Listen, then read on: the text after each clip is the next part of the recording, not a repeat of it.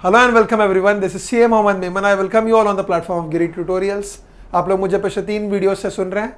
आज मेरा 4th video है। आप लोग पहले 3 वीडियो को सुनेंगे, अगर नहीं सुना है तो फिर इस वीडियो को देखेंगे प्लीज़, ठीक है। चलो, आपके 11th कॉमर्स का सब्जेक्ट का नाम है बुक कीपिंग एंड अकाउंटेंसी। आपके फर्स्ट टॉपिक का नाम है introduction to bookkeeping and accountancy. First video में मैंने कवर अप किया था बुक कीपिंग होता क्या है। क्या बताया था बुक कीपिंग में? डे टू डे ट्रांजैक्शंस को बुक्स ऑफ अकाउंट्स में सिस्टमेटिकली रिकॉर्ड करना, इसे हम बोलते हैं बुक कीपिंग। पहला वीडियो ये इसके ऊपर था, पूरा वीडियो बुक कीपिंग के ऊपर था, ठीक है एवरीबॉडी। ओके, दूसरा वीडियो मैंने आपको कवर अप किया था बुक कीपिंग के फीचर्स क्या होते हैं, ऑब्जेक्टिव्स क्या होते हैं, उन सब चीज़ों के बारे में बताया था। कल तीसरा वीडियो था जिसमें मैंने आपको बताया बुक कीपिंग क्या होता है और अकाउंटेंसी क्या होता है, दोनों में डिफरेंस क्या होता है, ठीक है। आज उसी का थोड़ा सा कंटिन्यूएशन है। आज हम लोग पढ़ेंगे अकाउंटेंसी के बारे में। क्यों? पिछले 3 लेक्चर्स में अगर आप देखो तो it was all about book keeping book keeping book keeping book keeping. आज हम लोग थोड़ा सा अकाउंटेंसी के ऊपर फोकस करेंगे, ठीक है। कल मैंने आपको समझाया अकाउंटेंसी क्या होता है, एक बार शॉर्ट थोड़ा सा मैं बता देता हूँ बुक कीपिंग और अकाउंटेंसी के बारे में, फिर आज की वीडियो को हम लोग कंटिन्यू करेंगे। बुक कीपिंग का मतलब है डे टू डे ट्रांजैक्शंस को बुक्स ऑफ अकाउंट्स में सिस्टमेटिकली रिकॉर्ड करना। मतलब अगर मैं एक बिजनेसमैन हूं और अगर मैं बिजनेस करता हूं तो बिजनेस के सारे ट्रांजैक्शंस को मुझे रिकॉर्ड करना जरूरी है। तो मैं कहां रिकॉर्ड करूंगा? बुक्स ऑफ अकाउंट्स में। कैसे रिकॉर्ड करूंगा? सिस्टमेटिकली। इसी को हम बोलते हैं बुक कीपिंग। अब हमारा जो एक फाइनेंशियल ईयर होता है, आपको पता होना चाहिए, एक होता है कैलेंडर ईयर, एक होता है फाइनेंशियल ईयर। कैलेंडर ईयर शुरू होता है 1 जनवरी को, खत्म होता है 31 मार्च को, जो हम लोग सेलिब्रेशन भी करते हैं। I am sorry calendar year शुरू होता है 1 जनवरी को, खत्म होता है 31 दिसंबर को, ठीक है। हम लोग 31 दिसंबर को सेलिब्रेशन भी करते हैं, नए साल को वेलकम करते हैं, ठीक है। तो वो हमारा कैलेंडर ईयर होता है।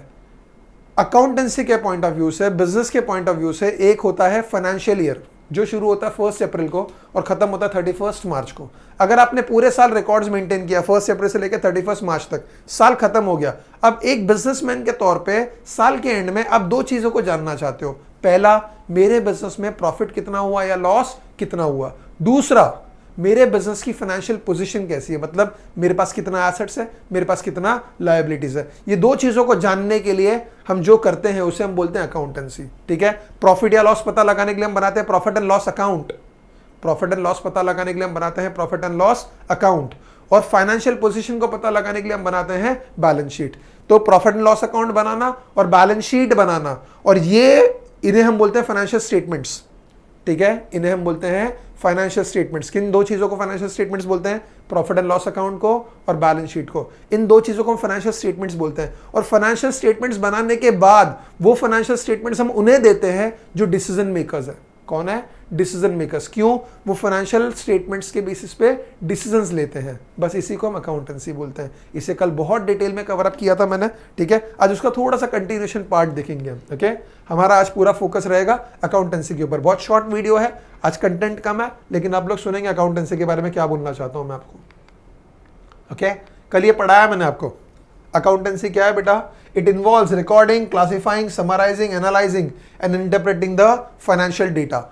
आप पूरे साल जब रिकॉर्ड्स मेंटेन करते हो, डे टू डे ट्रांजैक्शंस को रिकॉर्ड करते हो, उसे हम बोलते हैं बुक कीपिंग। बुक कीपिंग में 2 ही चीजें होती है, कल मैंने पढ़ाया था आपको। एक होता है रिकॉर्डिंग, एक होता है क्लासिफाइंग। मतलब ट्रांजैक्शंस को हम क्लासिफाई करते हैं, ठीक है। क्लासिफाई करना मतलब उसका नेचर समझना, टाइप समझना, ठीक है। उसको अच्छे से क्लासिफाई करना कि भाई ये इनकम है, ये एक्सपेंस है, ये क्या है, उस ट्रांजैक्शन को क्लासिफाई करना और फिर उस ट्रांजैक्शन को रिकॉर्ड करना। तो हम बुक कीपिंग में सिर्फ क्या करते हैं? ट्रांजैक्शन को क्लासिफाई करते हैं और ट्रांजैक्शन को रिकॉर्ड करते हैं। लेकिन अकाउंटेंसी में क्या करते हैं? ठीक है, रिकॉर्डिंग और क्लासिफाइंग। अब आप बोलोगे सर इसमें भी recording classifying? Yes, because book keeping is a part of accountancy. Book keeping अलग नहीं है, बुक कीपिंग अकाउंटेंसी का एक हिस्सा है। तो हम अकाउंटेंसी में क्या करते हैं बेटा? ट्रांजैक्शंस को रिकॉर्ड और क्लासिफाई करते हैं। इसके आगे मेन काम शुरू होता है साल के एंड में। जब पूरे साल आप रिकॉर्ड्स मेंटेन करते हो, उसमें इतना काम होता है। 1 अप्रैल से लेकर 31 मार्च तक जब हम डे टू डे ट्रांजैक्शंस को रिकॉर्ड करते हैं, उसमें रिकॉर्डिंग और क्लासिफाइंग होता है। साल खत्म होने पर हम उसे समराइज करते हैं। समराइज करना मतलब क्या?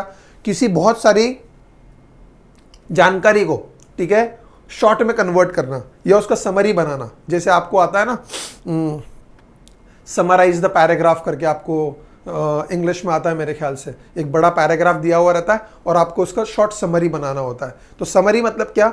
बहुत ज़्यादा डिटेल को मीनिंगफुल इंफॉर्मेशन में कन्वर्ट करना, उसको ब्रीफ में कन्वर्ट करना, उसको समराइज करना। तो जो पूरे साल रिकॉर्ड्स मेंटेन किए गए हैं, उन रिकॉर्ड्स को समराइज करते हैं हम साल के एंड में। समराइज करने का तो उसको एनालाइज करते हैं। एनालाइज करना मतलब क्या, किसी चीज को डिटेल में समझना, उसके डेप्थ में जाना, उसकी गहराई में जाना, उसको समझने की कोशिश करना।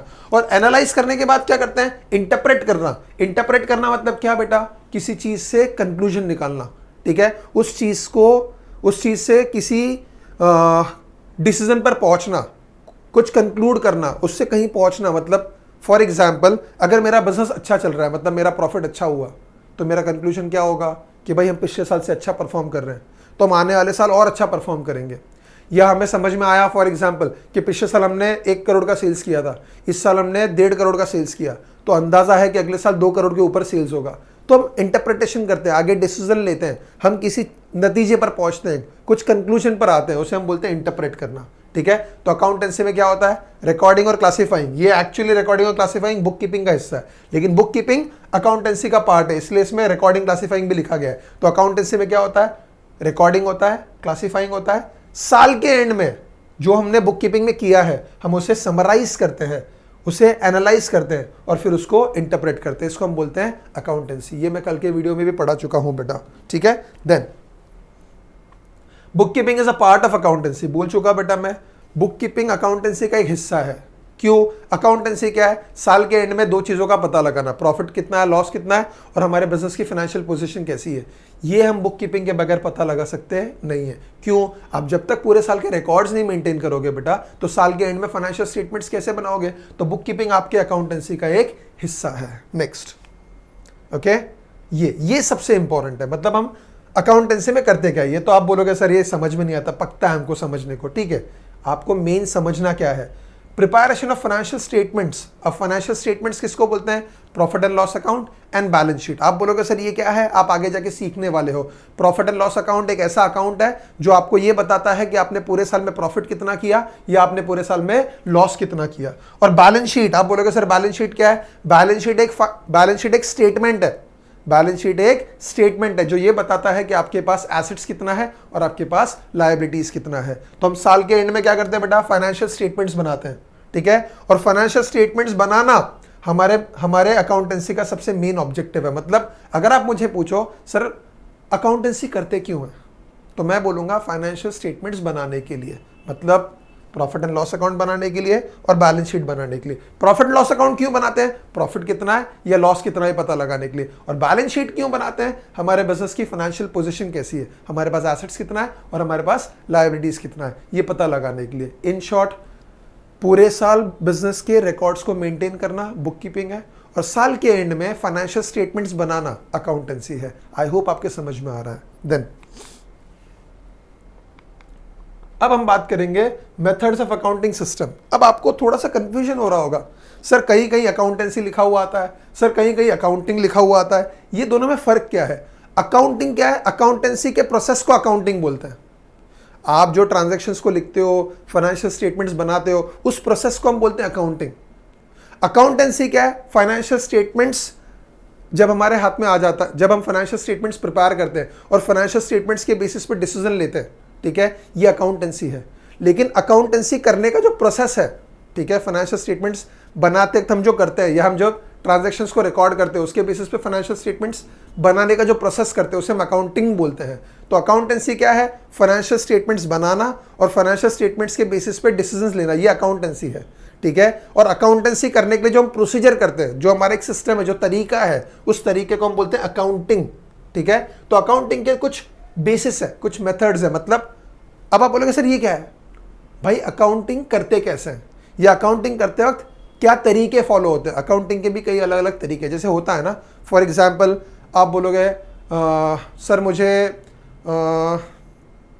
लद्दाख जाना है, ठीक है, तो लद्दाख जाने के लिए क्या करना पड़ेगा, या तो आप यहाँ से बाइक लेकर निकल जाओ, ठीक है, या फिर यहाँ से दिल्ली की फ़्लाइट लो, वहाँ से बाइक लेकर निकल जाओ, या आप यहाँ से दिल्ली की फ़्लाइट लो और फिर शायद दिल्ली से लद्दाख की भी फ़्लाइट्स होंगी, आई डू नॉट नो, ठीक है। अब आपको लद्दाख पहुँचना है, वो आपका ऑब्जेक्टिव है, आपका मकसद है, लेकिन उसको पूरा करने के लिए कई अलग अलग रूट्स हैं, ठीक है, आप अलग अलग तरीकों से जा सकते हो। उसी तरह अकाउंटिंग करने के अलग अलग मेथड्स है, तो उसको हम बोलेंगे बेसिस या मेथड्स ऑफ अकाउंटिंग। कितने बेसिस है बेटा, ध्यान देंगे, ठीक है। पहला है कैश बेसिस, दूसरा है एक्रूअल और मर्केंटाइल बेसिस, तीसरा है मिक्स्ड और हाइब्रिड बेसिस। अब आप बोलोगे सर ये क्या है, मैं बताता हूँ, तीनों को धीरे धीरे मैं आपको एक्सप्लेन करता हूँ, ठीक है, ध्यान देना बेटा। सबसे पहले कैश बेसिस।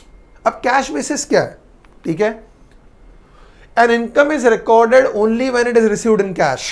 मतलब हम कोई भी कमाई को तब रिकॉर्ड करेंगे जब वो हमें कैश में मिलेगा। अब आप बोलोगे सर ऐसे ही कैश में तो मिलता है, नहीं, कभी कभी ऐसा होता है कि कैश में नहीं मिलता है। जैसे मैंने किसी स्टूडेंट का एडमिशन ले लिया, अब उसके डैड को मैं जानता हूँ, उसके डैड ने मुझे बोला यार देख मोहम्मद, मेरा थोड़ा पैसे का तकलीफ चल रहा है और मैं तुझे पैसे 3 महीने बाद दूंगा।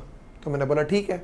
अब वो बच्चा क्लास में तो आ गया, मुझे मालूम है पैसा तो आने वाला है, मेरी कमाई तो एक्चुअली हो चुकी है, लेकिन मुझे कैश मिला नहीं है, तो मैं रिकॉर्ड करूंगा नहीं।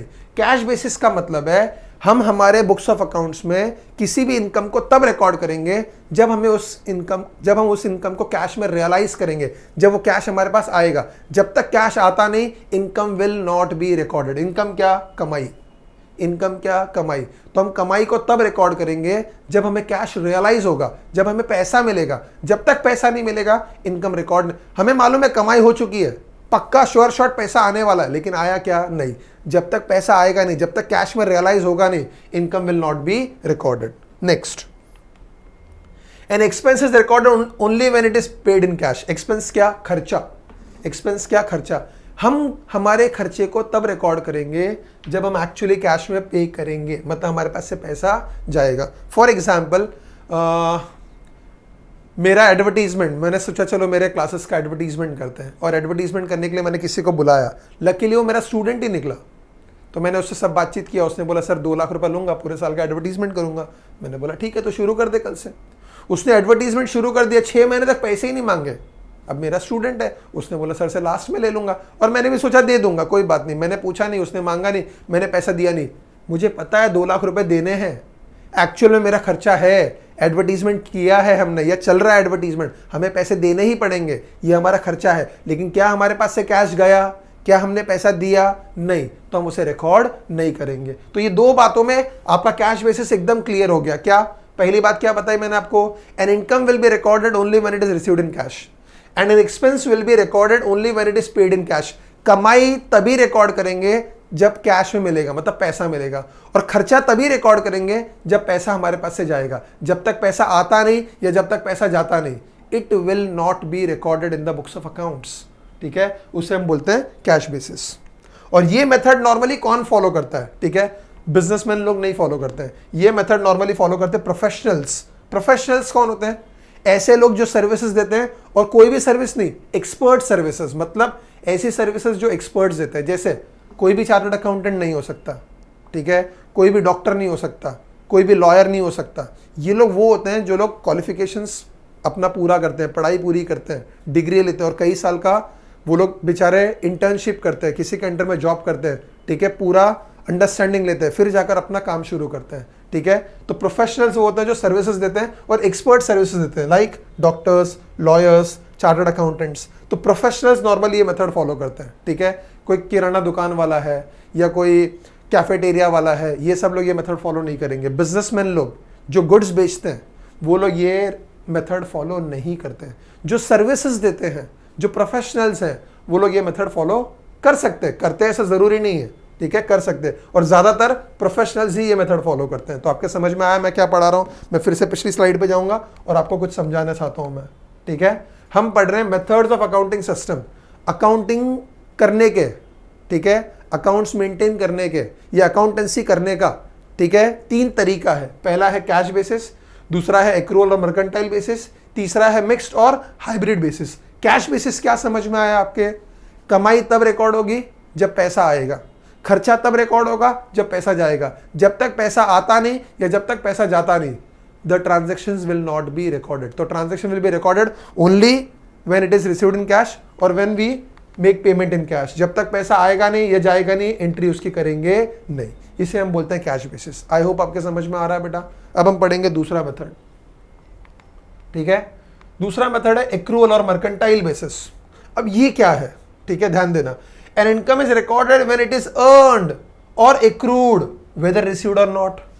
कमाई को जैसे ही हमारी कमाई हो गई, हमें उसे रिकॉर्ड करना है, चाहे हमें वो पैसा मिला हो या ना मिला हो। मतलब फॉर एग्जाम्पल मैंने बैंक में एफडी कर दिया, समझो 31 मार्च को साल खत्म होता है, मैंने 1 जनवरी को एफडी किया। एफडी का 1 साल का इंटरेस्ट मिलेगा मुझे अगले साल में। अच्छे से सुनना मेरे एग्जाम्पल को। मैंने एफडी समझता है ना, फिक्स डिपॉजिट, ठीक है। मैंने समझो बैंक में 1 लाख रुपए का फिक्स डिपॉजिट कर दिया 1 जनवरी को। बैंक ने बोला हम आपको 10% इंटरेस्ट देंगे, 1 लाख का 10% 10,000 रुपये होता है। उन्होंने बोला हम आपको 31 दिसंबर को देंगे, 1 साल पूरा होने पे। मैंने बोला ठीक है। अब मेरा साल तो खत्म हो रहा है 31 मार्च को, अब मुझे 1 साल का इंटरेस्ट मिलने वाला अगले साल दिसंबर में, लेकिन मैंने एफडी तो कर दिया। जनवरी, फरवरी, मार्च 3 महीना तो हो गया। मुझे बैंक ने एफडी पे इंटरेस्ट दिया क्या? नहीं। स्टिल मुझे 3 महीने का इंटरेस्ट रिकॉर्ड करना पड़ेगा, क्योंकि मुझे मालूम है मैं कमा चुका हूं। भले मेरे हाथ में पैसा नहीं आया, लेकिन मेरी कमाई हो चुकी है। तो अगर आपकी कमाई हो गई तो आपको उसे रिकॉर्ड करना है, पैसा मिला हो या ना मिला हो। तो बहुत इंपॉर्टेंट, दोनों मेथड से फर्क समझ में आ रहा है। कैश बेसिस में कमाई तब रिकॉर्ड होगी जब पैसा एक्चुअली हमें आएगा, और मर्केंटाइल बेसिस में कमाई तब रिकॉर्ड होगी जब कमाई हो गई, चाहे पैसा मिला हो या ना मिला हो। मतलब पैसा मिल गया तो भी ठीक है, और आगे जाकर मिलने वाला तो भी ठीक है, लेकिन कमाई हो गई ना। आपको पता है ना, आपने कमा लिया, आपने इनकम अर्न कर लिया, आपका ट्रांजैक्शन हो गया, आपको पैसा मिलने ही वाला है। मिलने वाला है मतलब आप तो ये सोचते मिलने वाला है, हो सकता है कभी कभी पैसा ना भी मिले, लेकिन आपका काम क्या है? आपकी कमाई हो गई, आप रिकॉर्ड कर दो। पैसा भले बाद में मिलने वाला है, पैसा मिल गया तो भी ठीक है, बाद में मिलने वाला तो भी ठीक है, लेकिन आपको कमाई को रिकॉर्ड करना पड़ेगा। दूसरा, an expense is recorded when it is incurred whether paid or not. वही एग्जांपल एडवर्टीजमेंट वाला ले लेते हैं, ठीक है। मैंने साल के फर्स्ट डेट पे, मतलब जनवरी 1 तारीख को मैंने किसी को एडवर्टीजमेंट का कॉन्ट्रैक्ट दे दिया 2 लाख रुपए का, बराबर है। उसने मुझसे पैसे नहीं मांगे, मार्च एंडिंग हो गया, उसने बोला पूरे साल का एडवर्टीजमेंट मैं करूंगा, 2 लाख रुपया लूंगा। मतलब हर 3-3 महीने का 50-50 हज़ार रुपया हो गया, क्योंकि पूरे साल का 2 लाख रुपया, साल में 3 महीने 4 बार आते हैं, साल में 3 महीने, एक क्वार्टर, 3 मंथ्स का पीरियड को हम बोलते हैं क्वार्टर।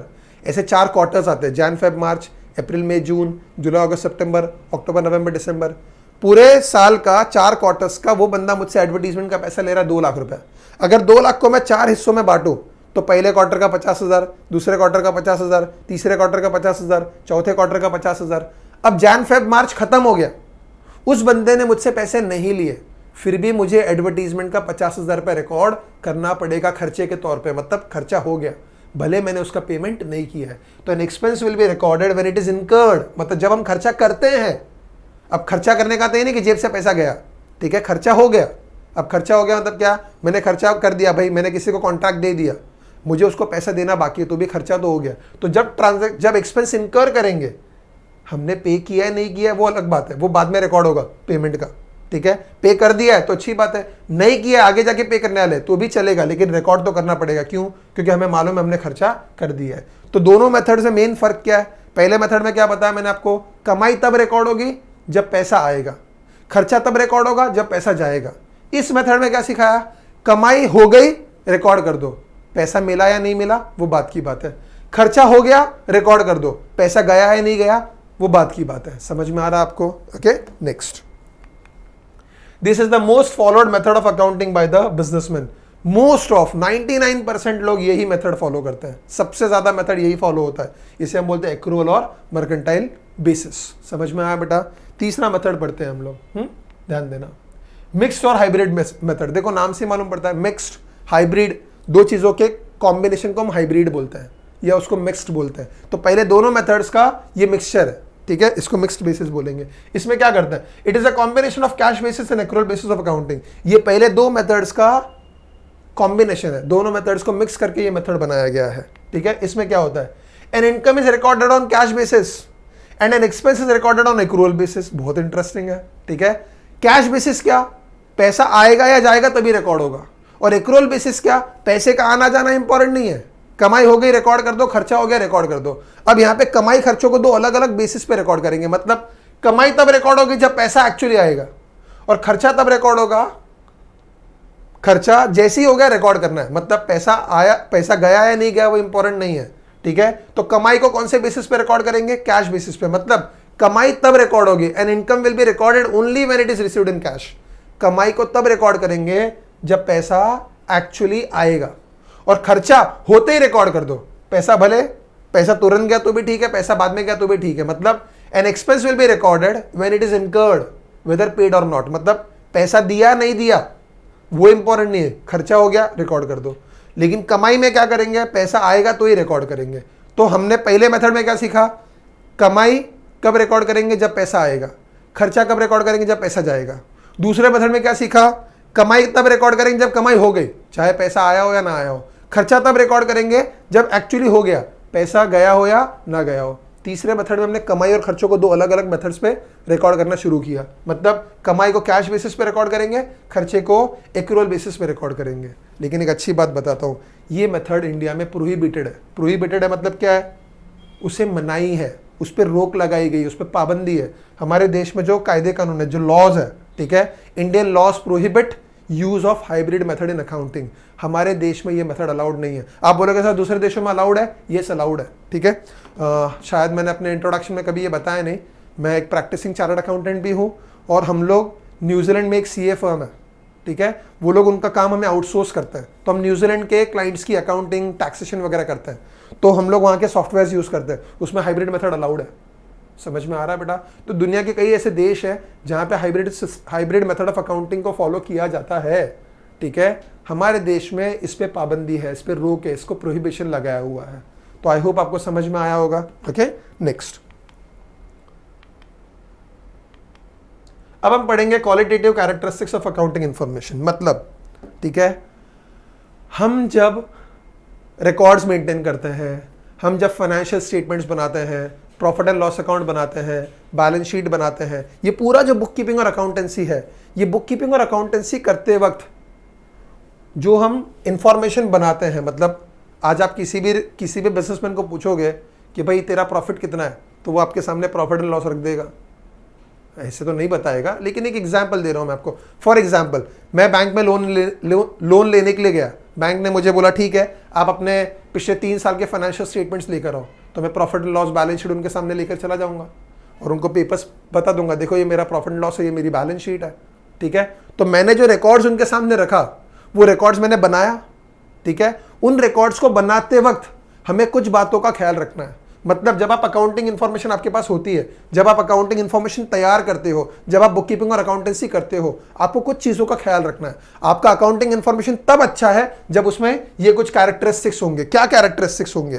पहला पॉइंट, रिलायबिलिटी। रिलायबिलिटी मतलब क्या? वो भरोसेमंद होने चाहिए। एग्जाम्पल, ठीक है, मैं आके यहाँ पे कुछ भी बकवास करूं, चलेगा क्या? नहीं, ठीक है। मैं रिलायबल होना चाहिए, मैं जो पढ़ाऊंगा वो सही होना चाहिए, आपको मुझ पे भरोसा होना चाहिए। समझ में आ रहा है? अब आपको मुझ पे भरोसा कब होगा? जब मैं सही पढ़ाऊंगा। आई शुड, वरना आप में देखा एक लेक्चर मेरे, यार ये तो कुछ भी बकवास पढ़ाता है, आप मुझे नहीं सुनोगे। आपको जब तक मुझ पे भरोसा नहीं बैठेगा, आपको ये नहीं लगेगा हाँ यार बंदा सही पढ़ाता है, बंदा सही बताता है, सही जानकारी देता है, तब तक आप मुझे नहीं सुनोगे। अकाउंटिंग इन्फॉर्मेशन का भी ऐसा ही है। अकाउंटिंग इन्फॉर्मेशन को तैयार करते वक्त सबसे पहली बात ये ध्यान में रखनी है कि accounts should be reliable. Every information that you prepare by doing bookkeeping and accountancy has to be reliable. वो भरोसेमंद होना चाहिए। अब आप मुझे बोलो भरोसेमंद कैसे होगा? भरोसेमंद तब होगा जब आप रिकॉर्ड्स को मेंटेन करते वक्त आपने हर चीज को एक्यूरेटली रिकॉर्ड किया है, उसमें कुछ भी गलत नहीं किया है। मतलब एक एक रुपए का सही हिसाब रखा, ठीक है, उसमें कुछ भी गलत नहीं किया, फॉल्स एंट्रीज नहीं पास की, ठीक है। आपने सेल्स किया 1 करोड़ का, लेकिन उसमें आपने डाल दिया 1.5 करोड़ का सेल्स किया, ठीक है। आपका खर्चा कम है, आपने ज़्यादा रिकॉर्ड कर दिया। आपका प्रॉफिट ज़्यादा, आपने कम बता दिया। प्रॉफिट कम है, आपने ज़्यादा बता दिया। तो आपने अगर मैनिपुलेट किया है, आपने अगर उसमें गड़बड़ की है, अगर आपने उसमें झोलझाल किया है, अगर आपने उसमें कुछ गलत किया है, तो वो रिलायबल नहीं है, और ऐसा कभी नहीं करना है। अकाउंटिंग इन्फॉर्मेशन हमेशा रिलायबल होना चाहिए। और रिलायबल कब होगा? जब आपने अकाउंटिंग इन्फॉर्मेशन को प्रिपेयर करते वक्त हर चीज को एक्यूरेटली रिकॉर्ड किया है। मतलब कोई भी चीज इधर उधर नहीं होनी चाहिए, ट्रांजैक्शंस प्रॉपर्ली रिकॉर्ड होने चाहिए। अगर ट्रांजैक्शंस प्रॉपर्ली रिकॉर्डेड है तो आपकी अकाउंटिंग इन्फॉर्मेशन रिलायबल है। पहला पॉइंट। दूसरा, अकाउंटिंग इन्फॉर्मेशन जो आपकी है वो रेलेवेंट होनी चाहिए। रेलेवेंट होना मतलब क्या? ठीक है, जैसे मैं यहाँ पे लेक्चर लेने के लिए आ गया, ठीक है, और मैंने एक लेक्चर रिकॉर्ड किया कि भाई चार्टर्ड अकाउंटेंट बनने के लिए क्या करना पड़ेगा। चार्टर्ड अकाउंटेंट बनने के लिए क्या करना पड़ेगा? अब मैं उसमें जानकारी दूंगा। फॉर एग्जांपल, पढ़ाते वक्त कि एग्जाम्स लिखने के लिए जाओगे तो माँ बाप के पैर छू कर जाओ, उनका आशीर्वाद लेकर जाओ। भाई अच्छी बात है, लेकिन ये रेलेवेंट नहीं है। आप मुझे यूट्यूब पे क्यों सुन रहे हो? क्योंकि मैं एक चार्टर्ड अकाउंटेंट हूँ और मैं चार्टर्ड अकाउंटेंसी के कोर्स के बारे में बताना चाहता हूँ। तो मुझे ऐसी जानकारी देनी चाहिए जो रेलेवेंट हो। आप मुझे क्यों सुन रहे हो? आप ये सुनना चाहते हो कि भाई एक चार्टर्ड अकाउंटेंट बनने के लिए क्या करना चाहिए, तो मुझे रेलेवेंट इंफॉर्मेशन देनी है, इररेलेवेंट नहीं। रेलेवेंट क्या होता है? जो मायने रखता है, जो मटेरियलिस्टिक है, या जो वैल्यूएबल जानकारी है, जो इंपॉर्टेंट है, जो जानना हमारे लिए जरूरी है। तो हमारा अकाउंटिंग इन्फॉर्मेशन ऐसा होना चाहिए जो रेलेवेंट होना चाहिए। अब आप बोलोगे सर अकाउंटिंग इन्फॉर्मेशन का एग्जांपल देकर बताओ। मैं बताता हूं। फॉर एग्जांपल, अब मैं एक चार्टर्ड अकाउंटेंट हूं, मेरे ऑफिस में कई सारे लोग मिलने के लिए आते हैं। मेरे लोगों को पूछता हूं भाई चाय लेंगे, कॉफी लेंगे, क्योंकि वो जरूरी है। ठीक है, तो अगर समझो मेरे ऑफिस में किसी ने चाय पिया, किसी ने कॉफी पिया, ठीक है, कोई अच्छा क्लाइंट आ गया, काफ़ी लंबे समय तक बैठे डिस्कशन करते बैठे, मैंने उसके लिए सैंडविच मंगवा लिया या उसके लिए लंच मंगवा लिया। अब मैं खर्चे ऐसे रिकॉर्ड करूंगा क्या? T expenses, coffee expenses, sandwich expenses, Coke expenses, Pepsi expenses, Thums Up expenses. पागल हो जाओगे आप रिकॉर्ड्स देख के। ये सब चीज़ों को हम बोलते हैं रिफ्रेशमेंट एक्सपेंसेस। अगर हम चाय, कॉफ़ी, सैंडविच, कोक ये सब मंगाते हैं स्टाफ के लिए, या समझो फॉर एग्जांपल हमारे क्लाइंट्स के लिए, ठीक है, ऑफिस में सबका खर्चा होता है, इसे हम बोलते हैं रिफ्रेशमेंट एक्सपेंसेस। क्या बोलते हैं? Refreshment expenses. समझ में आ रहा है? फॉर एग्जांपल, अगर हमारे ऑफिस में हमने दिवाली का सेलिब्रेशन किया, बराबर है, हमारे स्टाफ को हमने मिठाइयाँ बांटी, कपड़े बांटे, गिफ्ट्स दिए, ओके, और सेलिब्रेशन किया। कभी क्रिसमस का सेलिब्रेशन किया, कभी होली का सेलिब्रेशन किया, कभी ईद का सेलिब्रेशन किया, अलग अलग फेस्टिवल्स के सेलिब्रेशन किए। अब ऐसा लिखेंगे क्या? To Diwali expenses, to Holi expenses, to Christmas expenses, to Eid expenses? नहीं, हम उनको लिखेंगे फेस्टिवल सेलिब्रेशन एक्सपेंसेस। क्या लिखेंगे? Festival celebration expenses. तो आपको पॉइंट समझ में आ रहा है मैं क्या बोल रहा हूँ? हमें रिकॉर्ड्स मेंटेन करते वक्त इररिलेवेंट इंफॉर्मेशन निकाल दी। आपने कौन से फेस्टिवल सेलिब्रेट किए वो अकाउंटिंग इंफॉर्मेशन में जरूरी नहीं है। आपने किसको चाय पिलाया, किसको कॉफी पिलाया, वो जरूरी नहीं है। समझ में आ रहा है? Getting it everybody? तो हमें जानकारी, जब हम अकाउंटिंग इन्फॉर्मेशन प्रिपेयर करते हैं तो हमें उसमें से ऐसी जानकारी मिलनी चाहिए जो रेलेवेंट हो, इररेलेवेंट इन्फॉर्मेशन नहीं होना चाहिए। तो हमारा अकाउंटिंग इन्फॉर्मेशन रेलेवेंट होना चाहिए, उसमें फालतू जानकारी, गलत जानकारी, या गलत तो नहीं लेकिन ऐसी जानकारी जो सही भी है लेकिन जरूरी नहीं है, उसे हटा देना चाहिए, उसे ग्रुप कर देना चाहिए, उसे हम बोलते हैं रेलेवेंस। तीसरा, अंडरस्टैंडेबिलिटी। अकाउंटिंग इन्फॉर्मेशन ऐसे बनाओ जो कोई भी समझ सके। अब मैंने अकाउंट्स, आपको मैंने याद होगा फर्स्ट लेक्चर में बताया था, ठीक है, ईयर 1494 में लुका डी बार्गो पैक्योली नाम के एक इटालियन मर्चेंट थे। उन्होंने double entry book keeping principle का इंट्रोडक्शन किया, मतलब उन्होंने शुरुआत की। वहां से बुक कीपिंग सिस्टमैटिकली, उसके पहले भी अकाउंट्स मेंटेन होते थे, बुक कीपिंग होती थी, लेकिन 1494 से लुका डी बार्गो पैक्योली के double entry book keeping system principle को इंट्रोड्यूस करने के बाद सिस्टमैटिकली अकाउंट्स मेंटेन होना शुरू हो गया। लेकिन 1494 में क्या हर चीज लुका डी बार्गो पैक्योली ने बताई थी? नहीं, उन्होंने सिर्फ एक तरीका बताया। फिर इसके ऊपर बहुत रिसर्च हुआ, ठीक है, बहुत सारी जानकारियां, बहुत सारे लोगों ने उसमें बहुत कुछ रिसर्च किया, इनोवेशन किया, बहुत कुछ बताया। और उस जमाने में 1494 में बिजनेस के ट्रांजैक्शन इतने कॉम्प्लिकेटेड नहीं होते थे। आज बिजनेस के ट्रांजैक्शंस बहुत कॉम्प्लिकेटेड है। तो धीरे धीरे अकाउंटिंग के कई सारे रूल्स रेगुलेशंस बन गए, जिनको हम आगे पढ़ेंगे। Accounting concepts, accounting conventions, accounting standards, ठीक है, ऐसी कई सारी चीजें हम लोग पढ़ेंगे आगे जाके। तो अकाउंटिंग के कई सारे रूल्स रेगुलेशंस है, ठीक है। आपको अकाउंटिंग इंफॉर्मेशन प्रिपेयर करते वक्त उन रूल्स रेगुलेशंस को फॉलो करना है। क्यों? ताकि आपका अकाउंट्स ऐसा हो कि कोई भी पढ़े। अब आपने रूल्स रेगुलेशंस फॉलो ही नहीं किया, अकाउंटिंग को आपने अपनी मर्जी से बनाया, ठीक है, एकदम कैसे भी आपके जैसे मन में आया वैसे आपने बनाया। अब मैं पढ़ूंगा तो मैं बोलूंगा अरे यार इसमें ये क्या लिखा है, वो क्या लिखा है, मुझे समझेगा ही नहीं। क्यों?